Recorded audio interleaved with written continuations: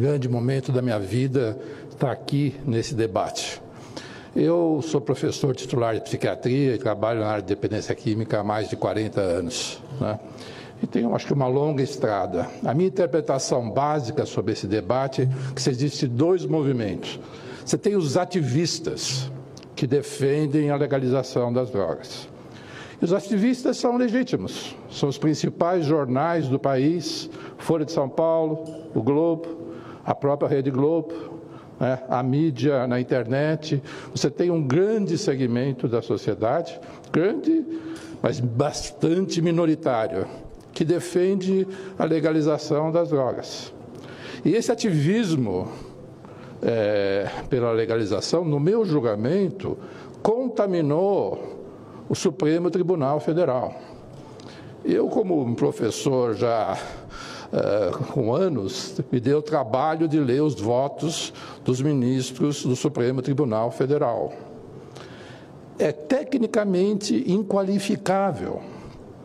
Eu, por ter PhD em psiquiatria pela Universidade de Londres, eu me sinto envergonhado que as nossas leis sejam baseadas nas pesquisas mencionadas nesses votos dos ministros do Supremo Tribunal Federal, que, do meu modo de ver, está dentro de um ativismo que está absolutamente em descompasso com as famílias do Brasil e com a própria ciência.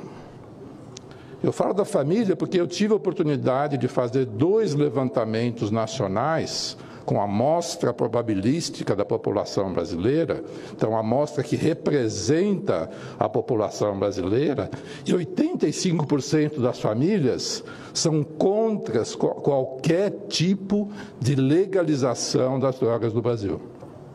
Até mesmo as pesquisas do Datafolha mostram que mais de 70% da população brasileira é contra a legalização das drogas. E mesmo entre os jovens, também os números estão nessa direção. Mais ou menos 70% dos jovens são contra a legalização das drogas.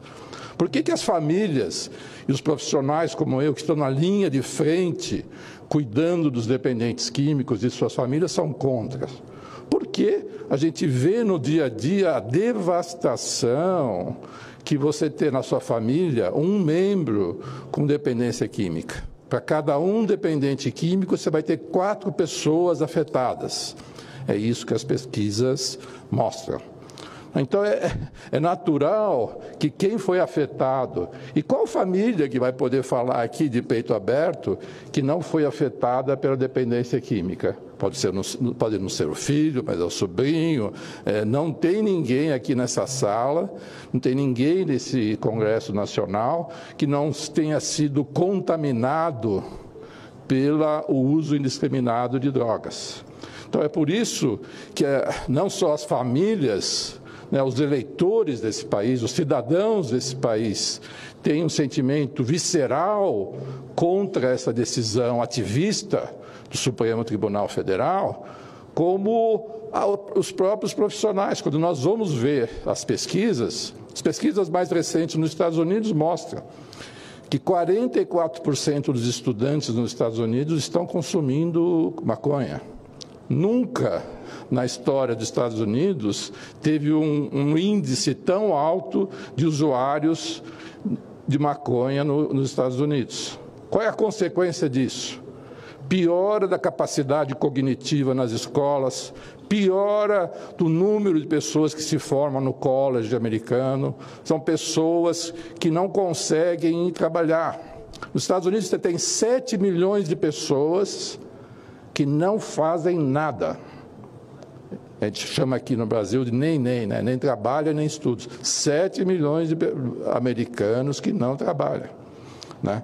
E a maconha está na essência dessa atitude. A pessoa nem precisa chegar à esquizofrenia, como o doutor Antônio Geraldo vai mencionar esse aspecto, para você ter uma incapacitação em relação à maconha. O usuário da maconha vai ter menos autonomia, vai ter menos capacidade de improvisar, de inovar. Isso acontece desde já na adolescência.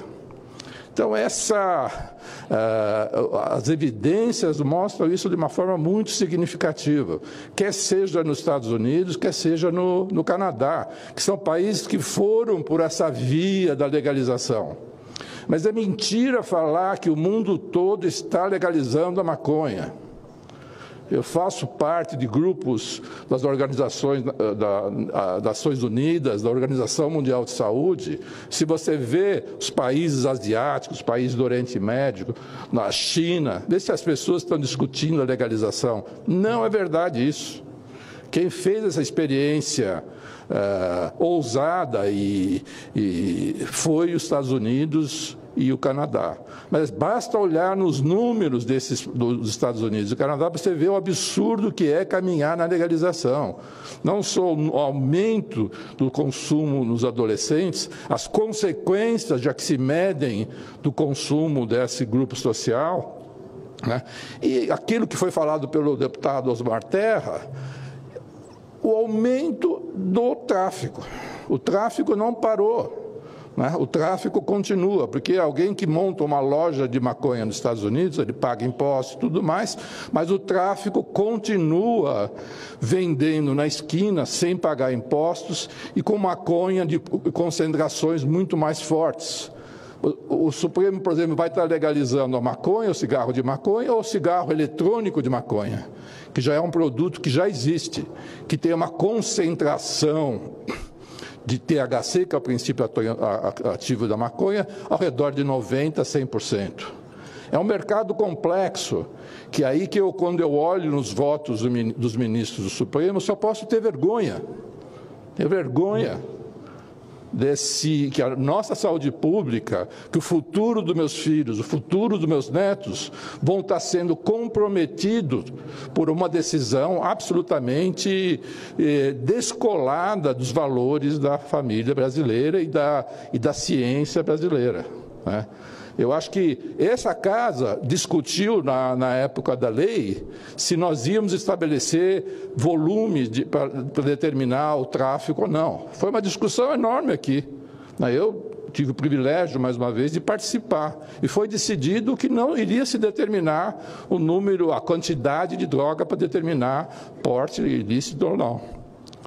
Porque a experiência dos outros países mostra, se você determinar que a qualquer quantidade, se for 60 gramas é um número aventado, você falar, vai ser 60 gramas de maconha, o pequeno tráfico só vai fazer o transporte de 60 gramas de maconha. Que se for 60 gramas de skunk, que tem uma concentração de 20%, é como se você estivesse carregando 1 quilo de cocaína. Então, estabelecer um limite por peso é de uma ingenuidade atroz, e que essa casa 2 vezes já se definiu por isso. Eu que moro em São Paulo, eu tenho a oportunidade de ver a Cracolândia.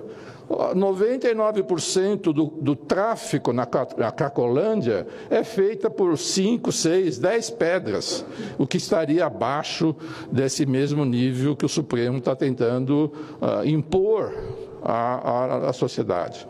Do meu ponto de vista, e é uma oportunidade ímpar na minha vida poder falar aqui, se essa lei do Supremo for modificada pelo Supremo Tribunal Federal, nós estaremos legalizando o pequeno tráfico no Brasil, com consequências danosas para as próximas gerações.